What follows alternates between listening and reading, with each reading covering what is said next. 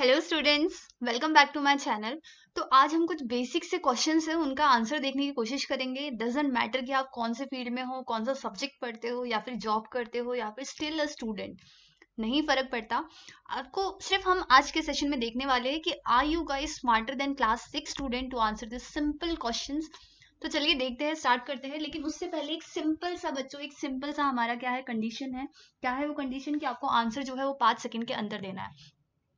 तो आप कितने जल्दी आंसर दे पाते हो वो कमेंट सेक्शन में जरूर मेंशन करिए, अपना टाइम जरूर मेंशन करिए, और करेक्ट आंसर आपने क्या दिया वो भी मेंशन करिए। गलत भी हुआ देन ऑल्सो इट्स ओके, कोई घबराने की, कोई टेंशन लेने की बात नहीं है, क्योंकि गलतियां करके हम सीखते हैं। तो चलिए देखते हैं क्या है हमारा कंडीशन। कंडीशन सिर्फ इतनी है कि 5 सेकंड का टाइमर होगा हमारे पास। तो 5 सेकंड के पहले ही हमें क्या करना है, हमें आंसर उसका फिनिश करना है, आंसर देना है। तो चलिए स्टार्ट करते हैं विद अवर क्वेश्चन नंबर 1। तो क्या है हमारा question number 1? It says a baby is born with, कितने नंबर ऑफ बोन्स होते हैं जब एक बच्चा पैदा होता है? तो यहाँ पे 4 ऑप्शन दिए हैं, 300, 200, 306 and 206। So what do you guys think कि करेक्ट ऑप्शन कौन सा होगा? तो 5 सेकंड का टाइमर जैसे ही क्वेश्चन डिस्प्ले होगा वैसे ही आपका 5 सेकंड का टाइमर स्टार्ट हो चुका होगा। तो देखते हैं इसका करेक्ट ऑप्शन क्या है। करेक्ट आंसर है इसका बच्चों, दैट इज 300 बोन्स। जब एक बच्चा पैदा होता है तो उसमें होते हैं 300 बोन्स होती है। लेकिन टाइम के साथ कैसा होता है बच्चों, जैसे जैसे हम ग्रो करते हैं, जैसे जैसे हम अडल्टहुड में जाते हैं, वैसे ही ये बोन्स आपस में फ्यूज होना, मर्ज होना शुरू हो जाती है, जिसकी वजह से इन बोन्स का नंबर डिक्रीज हो जाता है 206 में। यानी कि इनिशियली जो 300 नंबर ऑफ बोन्स थी, अभी उसका नंबर जो है वो डिक्रीज होके रह गया है 206 बोन्स का। तो इसका जो करेक्ट ऑप्शन है दैट इज ऑप्शन ए। चलिए देखते हैं सेकंड क्वेश्चन क्या है हमसे। क्या पूछा गया है? Which gas is abundantly present in the atmosphere? कौन सी गैस एटमॉस्फेयर में बहुत ज्यादा कंसेंट्रेशन में, बहुत ज्यादा अमाउंट में प्रेजेंट होती है? 4 ऑप्शन दिए गए हैं यहाँ पे, hydrogen, oxygen, nitrogen and methane. So यहाँ पे जो करेक्ट ऑप्शन है बच्चों, दैट इज नाइट्रोजन। नाइट्रोजन जो है एटमॉस्फेयर में, इसका कंसेंट्रेशन की अगर हम बात करें तो 78% हमारे एटमॉस्फेयर में प्रेजेंट होती है नाइट्रोजन। ठीक है। लेकिन फिर भी इतने ज्यादा अमाउंट में प्रेजेंट होने के बाद भी इस नाइट्रोजन को प्लांट डायरेक्टली यूटिलाइज नहीं कर सकते, एनिमल्स डायरेक्टली यूटिलाइज नहीं कर सकते। क्यों नहीं कर सकते? तो इसके पीछे एक रीजन है बच्चों। नाइट्रोजन और नाइट्रोजन, नाइट्रोजन जो है N2 फॉर्म में प्रेजेंट होता है, और इन दो नाइट्रोजन एटम के बीच में प्रेजेंट होता है ट्रिपल बॉन्ड। और इस बॉन्ड को ब्रेक करने के लिए बहुत बहुत ज्यादा हाई अमाउंट में एनर्जी की रिक्वायरमेंट होती है। सो वो एनर्जी की रिक्वायरमेंट कैसे फुलफिल होती है? या तो बिजली के कड़कने से, लाइटनिंग से, या फिर कुछ बैक्टीरिया ऐसे होते हैं जो कि इस नाइट्रोजन को यूजेबल फॉर्म ऑफ नाइट्रोजन में कन्वर्ट करके फिर उस यूजेबल फॉर्म को, यानी कि जैसे कि अमोनिया अगर हम बात करें, ठीक है, जैसे ये नाइट्रोजन क्या करेगा, किसी और एटम के साथ कंबाइन हो जाएगा, और जिसके बाद उसको, उस नाइट्रोजन को प्लांट्स और एनिमल्स यूटिलाइज कर सकते हैं, यूज कर सकते हैं। सो सबसे ज्यादा अमाउंट में कौन सी गैस प्रेजेंट होती है? सो दैट इज नाइट्रोजन। तो चलिए हमारा नेक्स्ट क्वेश्चन देखते हैं। नेक्स्ट क्वेश्चन क्या है हमारा भाई? ओके, यहाँ पे correct option is nitrogen. Next question की बात करते हैं। सो हमारा next question is which element is present in the pencil lead? Pencil आपने देखी होगी, this is your pencil. Pencil के लेड में कौन सा एलिमेंट प्रेजेंट होता है?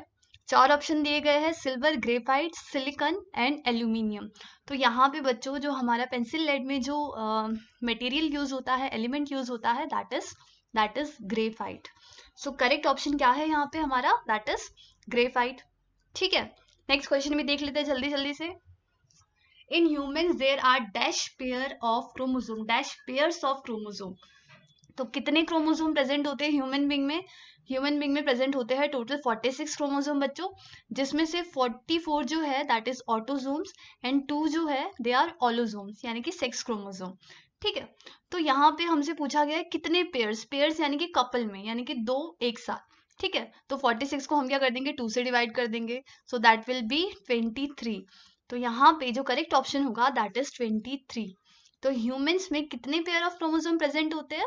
सो दैट इज 23 पेयर्स। लेकिन अगर आपसे पूछा जाए कि ह्यूमंस में कितने क्रोमोसोम प्रेजेंट होते हैं, so the correct option will be 46। Okay, देख अपना अपना टाइम और अपने आंसर्स जो है कमेंट बॉक्स में डालते रहो बच्चों। चलिए नेक्स्ट क्वेश्चन देखते हैं।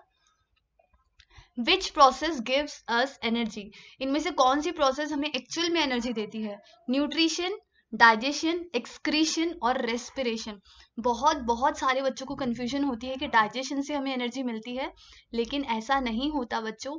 एनर्जी एक्चुअल में हमें मिलती है रेस्पिरेशन के थ्रू। रेस्पिरेशन क्या है? एक एनर्जी को प्रोड्यूस करने का एक प्रोसेस है, ठीक है।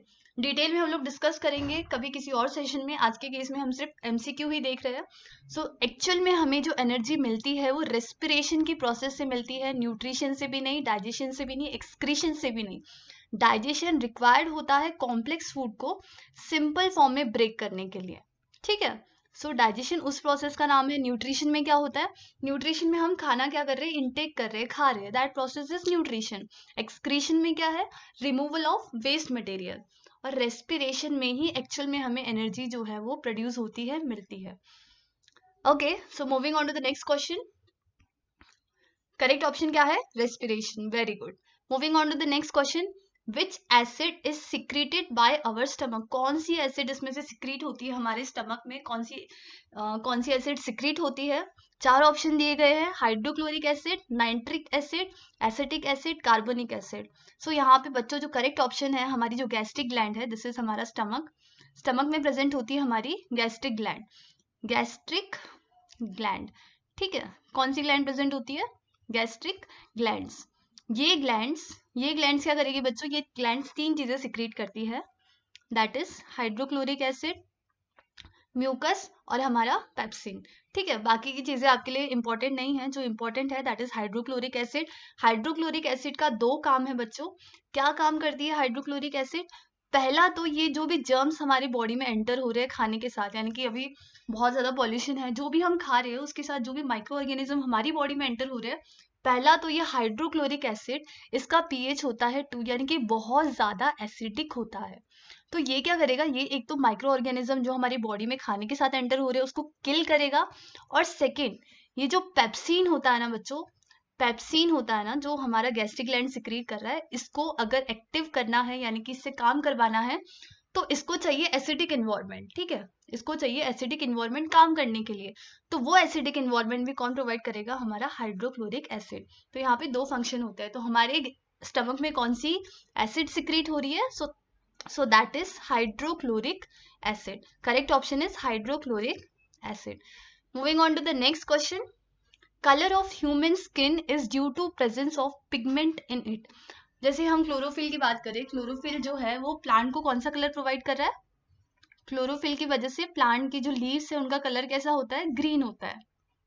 सो क्लोरोफिल क्या है? वहां पे कलर पिगमेंट है, यानी कि कलर प्रोवाइड करने का काम कर रहा है। वैसे ही ह्यूमंस की स्किन में हमारा जो कलर है, हमारी ह्यूमन स्किन का जो कलर है वो कौन से पिगमेंट की वजह से है? सो यहाँ पे जो करेक्ट ऑप्शन है दैट इज बच्चों मेलानिन। मेलानिन जो है that is responsible for colour of human skin. Human skin का colour it is because of melanin. So I hope यहाँ तक आपको समझ में आया होगा। So that is end of our session. अगर आपको ऐसे ही बहुत सारे मजेदार सेशन चाहिए या फिर अगर आपको ऐसे ही मजेदार नॉलेज चाहिए तो मेरे चैनल को लाइक शेयर और सब्सक्राइब जरूर करें। Thank you students, keep watching.